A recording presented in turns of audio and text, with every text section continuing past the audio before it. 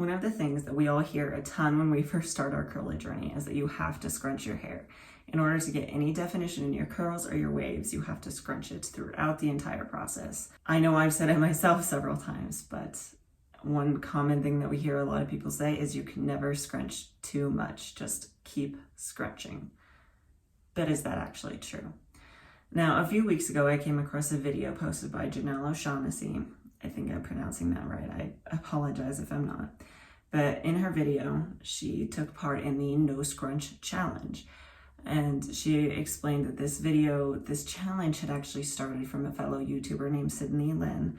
And I will link them both down below. According to Sydney, she had actually found, while doing her hair journey, that when she scrunched her hair, it actually would break up the curl clumps. Her hair would be stringier. She wouldn't have as nice curl clumps, nice ringlets, and it actually elongated her curls.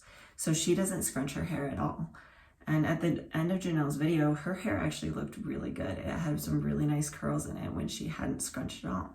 So it got me curious. Is this something that we actually need to be doing? Should we be scrunching our hair? Maybe on looser textures like loose waves or looser curls. Maybe it actually isn't a good thing. So I wanted to give this a try today. I want to see what happens when I don't scrunch my hair during styling. Now, there aren't really any rules to this. The only rule is don't scrunch your hair. I will be doing things a little bit differently based on this rule, and I will explain what I'm doing and why I'm doing it as I go. If you haven't seen my original styling video, I will link that up above, but again, I am making some minute changes to that based off of no scrunching. I think right now my biggest concern is actually the dry time. I know for me personally, I style my hair relatively wet. Micro-plopping is how I typically dry my hair, but it's technically scrunching, so we can't do that in this challenge. So once we get to that point, I'm gonna have to kind of make some decisions once I get there. I'm not sure if I'm going to air dry for a while first, or if I'm gonna try and get some water out of it. We'll see what happens based on how wet it is. But that being said, hello to my wonderful wavies and my curly and coily coterie. If you're new to my channel, my name is Lena and welcome to my bathroom.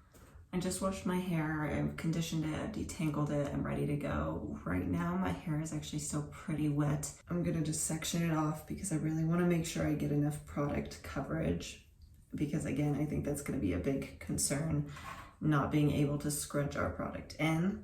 It's going to make it a lot more difficult to make sure it's distributed. So I'm gonna go in with my first product, the As I Am Leave-In Conditioner. I'm just gonna put some on each side here and make sure that I get some even coverage.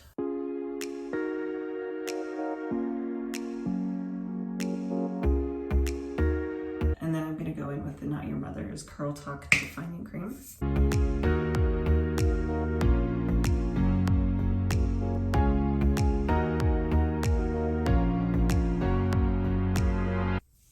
Y'all, it's so hard not to scrunch it.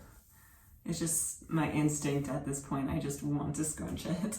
I am gonna go in with my Denman brush because I feel like part of the goal of this is low manipulation. I don't wanna do the twisting that I typically do. I'm just gonna use it for product distribution and hopefully to give me a little bit more volume on the sides here. So we're just gonna kind of do this.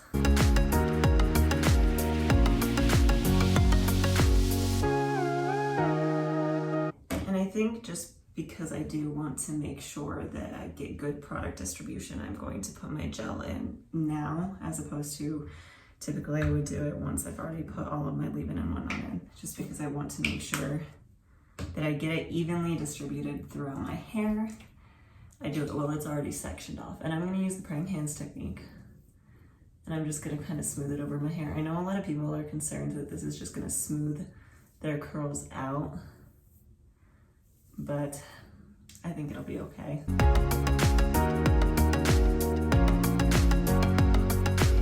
All right, I'm gonna pull the top section here down and I'm gonna do the same with this.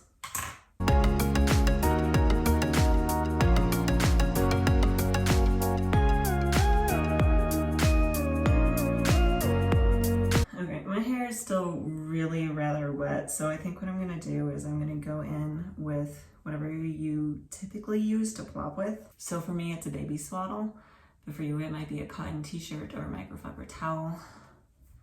And I'm just gonna kind of gently pat at it. I don't want to put a blow dryer on this yet, or it's going to just take forever. So see if I can at least soak some of the water out that way.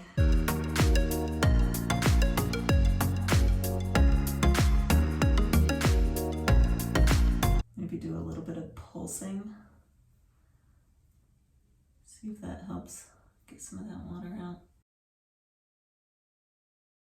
Again, I just want to be very gentle here because I don't want to introduce frizz, but just kind of pulse. There we go, I can feel some of the water coming out. Don't want to actually like scrunch, so I'm just kind of blotting. It's still relatively wet, but I think I am going to go ahead and go in with my blow dryer now and just try and get as much of that water as I can out, since that's my typical routine. Typically I'll blow dry my hair for a while and then air dry the rest of the way. So I'm going to kind of stick to that, keep to it. If you haven't seen my blow drying video, I'm pretty much following that, except for the difference here is that we only want to hover diffuse. We do not want to cup our hair and bring it up, or pixie diffuse is what it's also called. So we just want to hover diffuse. Another thing you can do, and I'll actually do this really quick. I have not shown this before, but I did just buy the Not Your Mother's Curl Talk Mousse. I know I've been saying I was going to do it for a while, so I finally did it. For a little extra grit at the root, just to help with volume, we can take just a little bit of this and kind of just run it through at the scalp. And hopefully that will help us get some lift on top. If you have any sections in here that you think are looking kind of straggly, what we can also do is the rake and squeeze method. So you just stick your fingers in, squeeze them, and pull them down your hair. And at this point, with it still relatively wet, since we haven't dried it at all yet, this should help kind of clump your hair a little bit better. So let's say you did the previous technique and you just noticed that there's a few places that aren't really roping as well. That's a good, easy way to just make sure that you get some nice roping and some nice clumping going on. So I'm gonna go ahead and blow dry my hair.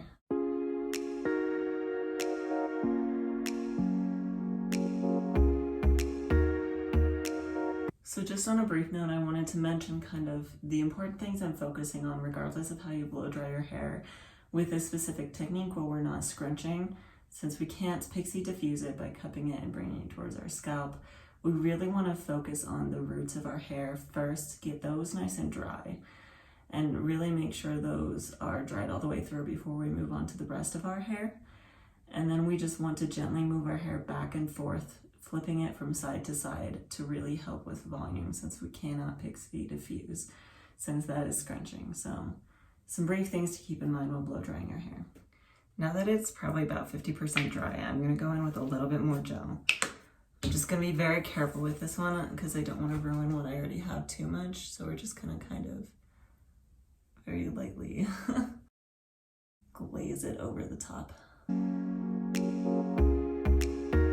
It's already looking pretty decent. I actually have more curl definition than I thought I was going to have. You can kind of see these starting to form here. I do feel like there is more frizz than normal, but I guess we'll see how that looks once it's all said and done, because sometimes you just don't really want to judge it before it's completely dry. We'll see how this turns out though. I will be back in a bit. My hair is completely dry now, and I kind of want to break this down for you just a little bit.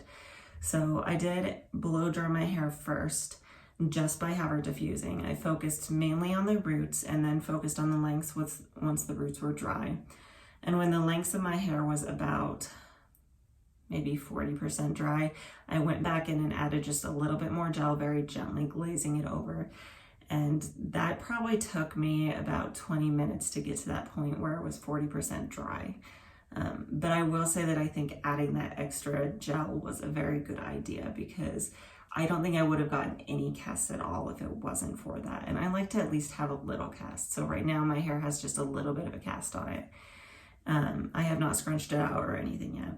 But after I added a little bit more gel, I blow dried it for another 10 minutes. So it was probably about 50% dry at that point, maybe 60% dry. And my daughter woke up from her nap, so I had to just air dry the rest of the way. Such is life. It probably took my hair 2 hours to air dry after that point. So on a typical air dry routine, it takes my hair maybe 5 hours to dry. This still took 2 hours to dry from that point. So if I were to do this again, I would probably try to blow dry it longer, but I'll go into what I would do differently in a bit. That being said, I'm already seeing some good signs here. I'm not looking at my hair and I'm not really upset right now. I have not broken the cast yet, but it does still have definition. Let's see what happens when you don't scrunch your hair at all in your curly hair routine. So again, we cannot scrunch, so I'm going to have to break any cast that I have just by smoothing and fluffing. So I'm just gonna run my hands over my hair. This I think is where a good oil really comes in. And again, as I've said before in previous videos, I use the Shea Moisture Daily Hydration Finishing Oil Serum. And I'll just go in with 1 or 2 pumps of this on my hand and run my hands over my hair to cover it.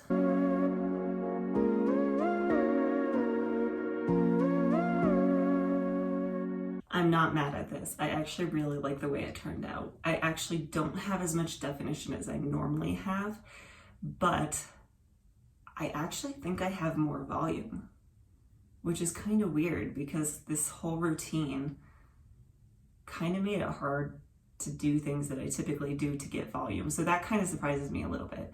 Let me get in kind of closer here and let's take a look. You can see it actually isn't really frizzy. There's no stringiness. Again, it's not really super defined, but it looks really good. I'm blown away. I'm blown away. I kind of want to go over this really quick though, and I want to kind of go over briefly what I would do differently if I were to do this again, which I probably will do this routine again, and maybe I'll do a short video on my results, but we'll see. But here's my thoughts. If I were to do this again, I would probably style my hair exactly the same. I would do my leave-in, I would rake my curl cream through, and then I would apply my gel, do that all the same, because that's what really got me some good clumps for sure. I think where things would differ is where I dry my hair, because that's where my definition I think really struggles. Since my hair was so wet when I started blow drying it, it just weighed it down so much that it just couldn't really quite get that definition. So were I to do this again, I would probably skip micro-plopping still, because I think the entire concept is the repetitive scrunching is what's causing the issue. And I would just plop my hair, find something really absorbent and just plop it for 15 minutes. Try and get as much of that moisture out of it as possible. And then when I dried my hair, I would probably actually go ahead and pixie diffuse it. Again, I think it's the repetitive scrunching that's the issue. So if you're cupping your hair after it already has a gel cast in it and just leaving it there. So again, I would probably suggest hover diffusing first, getting that gel cast, and then pixie diffusing. And I think that's going to really help with the definition as well, because especially with hair as long as mine is, it's going to help take the weight off of the ends of it, which is really going to help it bounce back up. So if definition is your goal, I would do the nose scrunching while you're doing your routine, but once you get to drying, introducing maybe a little bit into it. My overall thoughts on this are, I think this is a really good thing to try. I would definitely suggest giving this a shot. Do at least one wash day where you don't scrunch your hair at all and just see what happens. I think you might find that you're actually really surprised by the results. I know I definitely am, but everybody's hair is so different. And I think some of us actually, our hair doesn't like the manipulation. So if we're over manipulating it by scrunching it too much, it causes frizz, it causes stringy hair, and it kind of just falls flat. So give it a try, and then let me know down in the comments below if you're gonna try this. Have you tried this? Do you scrunch your hair? Are you surprised by my results? If you like curly hair content, if you want to see more styling videos, if you want to see product reviews, like and subscribe, and I will see you next time.